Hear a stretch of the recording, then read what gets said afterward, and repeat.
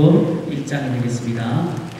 대림절 세 번째 주일 저희가 하나님 말씀 나눕니다. 누가복음 1장 46절부터 56절까지 제가 봉독해 드리겠습니다. 마리아가 이르되 내 영혼이 주를 찬양하며 내 마음이 하나님 내 구주를 기뻐하였으면 그의 여종의 비천함을 돌보셨습니다. 보라, 이제부로는 만세의 날을 복이 있다 일컬으리로다. 능하신 이가 큰 일을 내게 행하셨으니 그 이름이 거룩하시며 긍휼하심이 두려워하는 자에게 대대로 이르는도다. 그의 팔로 힘을 보이사 마음의 생각이 교만한 자들을 흩으셨고 권세 있는 자를 그 위에서 내리치셨으며 비천한 자를 높이셨고 줄이는 자를 좋은 것으로 배불리셨으며 부자는 빈손으로 보내셨도다. 그 종 이스라엘을 도우사 긍휼히 여기시고 기억하시되 우리 조상에게 말씀하신 것과 같이 아브라함과 그 자손에게 영원히 하시리로다 하니라. 마리아가 석 달쯤 함께 있다가 집으로 돌아가니라. 아멘. 제가 대림절 맞이할 때 예수님께서 이 땅에 오신 그 오심으로 인한 저희가 가질 수 있는 귀한 내용들을 저희가 함께 나누고 있습니다. 예수님 오심으로 우리가 참된 소망을 갖죠. 또 예수님 오심으로 참된 기쁨을 누립니다. Light one candle for hope, light one candle for joy, 그리고 light one candle for peace. 우리가 주님 오실 때 참된 평안을 누립니다.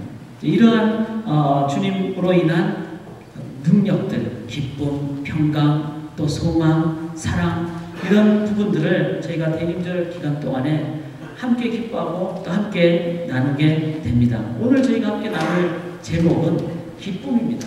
이 기쁨, 우리가 이 기쁨에 대한 하나님 앞에서의 말씀으로 점검이 필요합니다. 누구나 기뻐하기를 원하죠. 그리고 성경은 또 항상 기뻐하라고 부릅니다.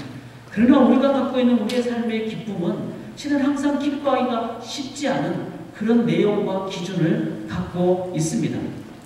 예를 들면 우리들이 갖고 있는 대부분의 기쁨의 그 내용은 어떤 겁니까? 지금 연말이 되니까 이제 학생들이 학기 말이 됐고 그러면은 학교 시험을 잘 치러서 성적이 좋으면은 기쁘죠. 또 합격 통지서를 받았다. 그러면 기쁩니다. 자녀들이 아프지 않고 아니면은 우리의 어떤 삶의 어떤 물질적으로 어렵지 않거나 회사에서 좀 더 승진을 한다거나 그런 어떤 과정 속에서 겪게 되는 조그만 성취들, 그런 것으로 인해서 우리는 기뻐합니다. 이 기쁨 중요하기도 하고 필요합니다. 그러나 이러한 것이 우리가 갖는 기쁨의 유일한 것이거나 전부가 되거나 대다수가 된다면 실은 우리의 삶에 좀 문제가 많이 되죠. 왜냐하면 시험을 한 번 볼 것이 아니기 때문에. 이번에 시험 보면 또 시험 있고 또 이번에 뭔가 이뤘으면 또 다른 목표를 향해서 또 나가야 되고, 그렇게 됐을 때 우리의 삶에 굴곡이 있는, 그래서 기쁨이 또 다른 성취를 향한 노력을 해야 된다는 그 고통 때문에 일시적인 기쁨, 그로 인해서 아주 온전한 기쁨을 누리지 못하는 그것이 우리들의 모습입니다. 또 우리가 이런 기쁨을 좀 더 크리스찬으로서 좀 더 깊게 생각해 보면 과연 이것이 온전한 건강한 온당한 기쁨일까라는 생각을 하게 됩니다. 예를 들어서 내가 어떤 과정에서 아주 월등하게 그렇게 좋은 어떤 결과를 가졌다 했을 때 그 월등이라는 의미는 그렇지 못한 사람들의 입장에서 봤을 때는 어떻습니까? 내가 1등을 했다면 2등 이하의 사람들은 다 1등과 비교할 수 없는 상대적인 덜 기쁨 혹은 어려움을 겪게 되는 그 상황이 이 세상이 갖고 있는, 세상이 추구하고 있는 기쁨의 어떤 모습이라는 겁니다. 좀 더 심각하게 얘기해서 우리가 누구와 어떤 경쟁에서 이겼다 했을 때 이기는 기쁨이 있지만 지는 사람의 슬픔이 있다는 걸 생각한다면 과연 그것이 이 세상에 우리가 누려야 될, 추구해야 될 온전한 기쁨인가? 라는 생각을 합니다. 좀 더 확대해서 나라가 나라 간에 경쟁을 해서 경제적인 아니면은 전쟁과 같은 상황에서 전쟁의 승리의 기쁨이 과연 우리가 추구해야 될 진정한 기쁨인가? 라는 것입니다. 성경은 그렇게 말하죠. 너희는 이 세대를 본받지 말고 하나님의 선하시고 기뻐하신 뜻이 무엇인지 분별하도록 하라고 했습니다. 하나님이 기뻐하시는 일을 기준으로 봐야 되는데 많은 경우에 우리들은 내가 원하는, 내가 갖고 있는 기준으로 기쁨의 근거를 산출하는 모습이 우리 속에 있습니다. 그리고 그것은 어떤 경우는 다른 사람에게 슬픔을 줄 수도 있고, 또 나의 미래에 계속되는 기쁨으로 유지되지 못하는 또 다른 마음의 어려움을 줄 수 있다는 것입니다. 대림절의 중요한 주제 중에 하나는 기쁨입니다. 근데 그 기쁨이 참된 기쁨, true joy. 우리 크리스찬들이, 성도님들이 이 세상에서 추구해야 될 진정한 기쁨을 우리가 함께 말씀 속으로 들어갈 수 있고, 그리고 그 기쁨으로 나아갈 수 있기를 원합니다. 오늘 본문 보시면 마리아가 Magnificat.라는 그 마리아의 대찬송의 시가 나옵니다. 그래서 46절에 보시면 내 영혼이 주를 찬양합니다. 마리아가 온 마음을 다하여 하나님을 찬양합니다. 그 찬양의 근거로 47절부터 나오는데, 47절에 이렇게 표현하죠. 내 마음이 하나님 내 구주를 기뻐했다고 했습니다. 마리아가 기뻐했다고 했습니다. 근데 이 마리아의 기쁨의 기준과 내용은 자신이 어떤 것을 원하는 것을 해서 기쁘다가 아니라, 무리의 기쁨의 내용은 이거였습니다. 하나님 내 구주를 기뻐한다. 무엇이 돼서가 아니라 내가 하나님을 기뻐한다. 좀 말이 어렵죠? 이 말이 어떤 의미입니까? My spirit rejoices in God, my Savior. 나의 기쁨의 근거는 나한테 있는 것도 아니고, 내가 갖는 기준도 아니고, 내가 원하는 그 무엇이 아니라 하나님 안에, 이 말은 하나님이 원하시는 것, 하나님이 성취되기를 원하시는 하나님의 기준, 하나님 안에서 하나님으로 인해 하나님이 원하시는 그것이 이루어지는 것이, 그 하나님이 나의 기쁨의 근거입니다 라는 것이 마리아의 기쁨의 기준이었습니다. 우리가 마리아의 상황을 보면은 잘 알다시피 기뻐할 수 있는 상황이 결코 아닙니다. 마리아는 돌맞을 수 있는 상황이었죠. 샴마의 학파에 의하면 당시의 권위를 가지고 율법을 해석하는 그 학파의 그 기준에 의한 그 법적인 요소를 보면은, 정혼한 여자가 임신을 했다거나 아니면 그것이 드러났을 경우 이혼을 하게 되죠. 근데 이혼을 하게 되면 이 여인은 평생 과부로 지내야 되는 상황입니다. 정혼은 결혼과 거의 동일한 것이 당시의 모습이었습니다.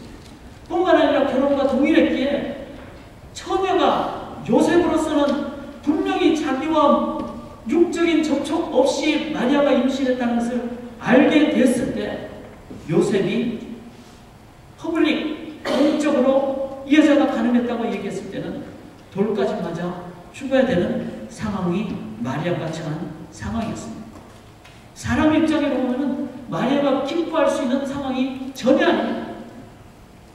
그러나 마리아는 자신의 기쁨의 기준을 내가 즐겁고, 내가 결혼하고, 내가 원하는 것이 이루어지고, 내가 뭘 잘 되는 것, 그것이 기쁨이다가 아니라, 마리아의 기쁨의 기준은 하나님이 나의 기쁨입니다. 하나님이 원하시는 것이 나의 기쁨입니다. 하나님의 기준이 성취되는 것이 나의 기쁨입니다 라고 그 기준을 그렇게 잡았기에 자신은 가장 슬퍼하고 불안해하고 염려해야 될 상황이었지만, 마리아는 자신의 기준이 아닌 하나님의 기준으로 기쁨의 근원을 두었기에 이 상황에서 Magnificat, 내 영혼이 주를 찬양합니다. 내 마음이 하나님 내 구주를 기뻐합니다. 마리아의 이 기쁨의 기준에 의한 고백을 위해서 이 땅에 메시아가 오실 수 있었습니다. 우리의 삶도 마찬가지입니다. 마리아는 초림한 예수님을 그렇게 준비했습니다. 한 번 오신 주님 반드시 또 오십니다. 그리고 그 주님은 시작하신 분이시기에 이 역사를 완성하십니다. 그 일을 위해서 이 죄 많은 이상에 주님이 재림하셔야만이, 알파 오메가 되신 주님은, 창조하신 하나님은 완성하신 하나님으로 반드시 다시 오십니다. 맞이하고 온전히 선포하겠습니까? 대림절은 과거에 주님 오신 것을 기뻐할 그 의미를 다시 오실 주님을 위해서 우리가 어떻게 기대하고 맞이할 것인가. 그것이 실은 더 큰 의미의 대림절의 의미입니다. 그런데 그 대림절의 가장 큰 기쁨의 기준은 나의 기준이 아니었습니다. 주님이 기쁨의 기준이었습니다. 그래서 마리아는 가장 황당하고 가장 걱정되고 가장 괴롭고 가장 슬픈 상황 속에서 마리아는 눈을 주님께로 들고 주님만이 나의 기준입니다라고 고백합니다. 마리아는 주님을 향한 진정한 찬양 그리고 하나님께 영광을 올려드릴 수가 있었습니다. 우리가 이 대림절을 생각할 때 우리 참 많은 부분들이 변색됐고 왜곡됐다는 걸 기억하셔야 돼요. 우리가 개혁주의의 후예들입니다. 크리스마스 추리를 하고 있고 크리스마스 선물이 오고 가고, 그러나 진정 크리스마스 주인은 주님이십니다. 선물을 받아야 될 분은 주님이시지 우리가 아닙니다. 크리스마스의 진정한 기쁨은 내가 기뻐하는 나의 기준에 성취해야 하는 기쁨이 아니라 크리스마스의 진정한 기쁨은 하나님이십니다. 하나님이 기뻐하시는 날입니다. 생각을 해보십시오. 이 날, 예수님이 오신 날 정말 누가 가장 기뻐하셨을까요? 우리도 기뻐할 수 있죠. 그러나 정말 진정으로 기뻐하실 분은 수천 년 동안 아기 예수 메시아 이 땅에 보내신 것을 계획하시고 실제로 보내시고 실제로 행하신 그 하나님, 구원을 이룩하시는 시작을 하신 그 하나님, 그 하나님이 이 땅에서 전 우주에서 가장 기뻐하시는 날입니다. 실은 그래서 대림절의 가장 큰 기쁨은 하나님이 누리시는 겁니다. 여기 누가복음 2장 14절에 지극히 높은 곳에서는 하나님께 영광이요, 그날이 하나님께 영광의 날이라는 겁니다. 땅에서는 하나님이 기뻐하신 사람들이 기뻐하는 것이 아니라 하나님이 그 사람들을 보면서 기뻐하시는, 하나님이 기뻐하시는 그 날이 바로 주님 오시는 날이라는 것입니다. 이 날은 하나님이 가장 기뻐하신 날입니다. 우리가 기쁜 날 이상에 비교할 수 없는 하나님이 기뻐하시는 날이라는 것입니다. 여러분, 하나님이 기뻐하신다는 의미가 뭘까요? 아마 우리 한국 사회는 가부장적인 사회가 있었기 때문에 좀 많이 이해를 하실 겁니다. 집에서 가장 엄한 분, 아버지가 될 수도 있고, 저희 집에서는 형님들이 많았으니까 형님 중에 한 분이 될 수 있어요. 그런데 그 어떤 집에서 그냥 분기 잡는 사람 있잖아요. 아버님 아니면 또 어머님 될 수도 있고 어떤 분이 될 수도 있고, 그 분에 의해서 집안의 분위기가 왔다 갔다 하지 않습니까? 다 막 슬프다가도 그분이 갑자기 얼굴을 풀고 좋아하면은 집안이 싹 달라지고, 또 갑자기 막 엄하면은 어려워지면 집안이 막 싸늘해지고. 실은 이 세상 우주 만물에 하나님이 모든 것을 다 다스리시는 주권적인 하나님이십니다. 그 하나님이 하늘에는 영광이요, 하나님이 기뻐하시는, 사람들을 보면서 기뻐하시는 그날, 실은 그 하나님이 기쁘시기 때문에 기쁜 겁니다. 우리가 크리스마스 가서 선물 받아서 휴가 나서 어떤 노는 날이 많아서 기쁜 것이 아니라 하나님이 하나님의 뜻을 성취하시기 위해서 계획하시고 실현하신 그날이기에 하나님이 그날 가장 크게 웃으십니다. 여러분, 하나님 웃는 하나님이실까요? 우리는 하나님 그러면은 너무 어미로우시고, 예수님이 이 땅에서 웃으신 적이 있으실까요? 예수님